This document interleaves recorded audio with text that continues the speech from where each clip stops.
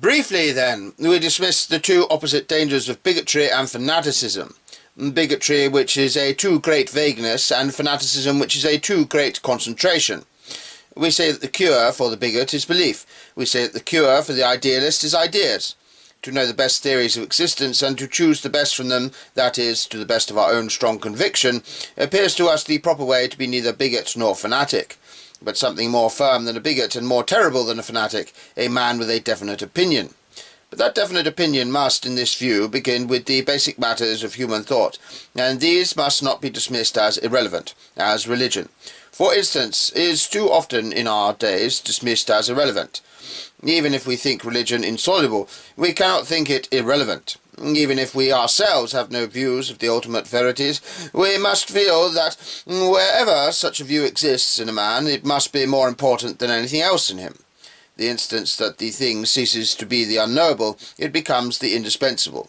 There can be no doubt, I think, that the idea does exist in our time, that there is something narrow or irrelevant, or even mean about attacking a man's religion, or arguing from it in matters of politics or ethics. There can be quite as little doubt that such an accusation of narrowness is itself almost grotesquely narrow. To take an example from comparatively current events, we all know that it was not uncommon for a man to be considered a scarecrow of bigotry and obscurantism, because he distrusted the Japanese, or lamented the rise of the Japanese, on the ground that the Japanese were pagans. And nobody would think that there was anything antiquated or fanatical about distrusting a people because of some difference between them and us in practice or political machinery. Nobody would think it bigoted to say of a people, I distrust their influence because they are protectionists. No one would think it narrow to say, I lament their rise because they are socialists, or Manchester individualists, or strong believers in militarism and conscription.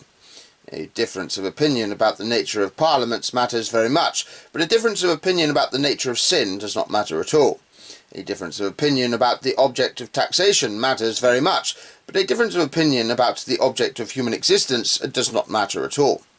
We have a right to distrust a man who is in a different kind of municipality, but we have no right to mistrust a man who is in a different kind of cosmos. This sort of enlightenment is surely about the most unenlightened that it is possible to imagine.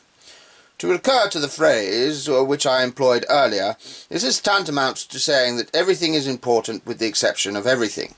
Religion is exactly the thing which cannot be left out because it includes everything. The most absent-minded person cannot well pack his Gladstone bag and leave out the bag.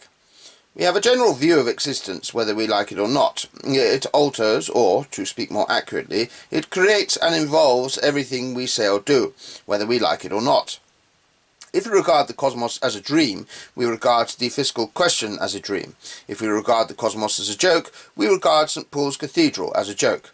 If everything is bad, then we must believe, if it be possible, that beer is bad. If everything be good, we are forced to the rather fantastic conclusion that scientific philanthropy is good. Every man in the street must hold a metaphysical system and hold it firmly. The possibility is that he may have held it so firmly and so long as to have forgotten all about its existence.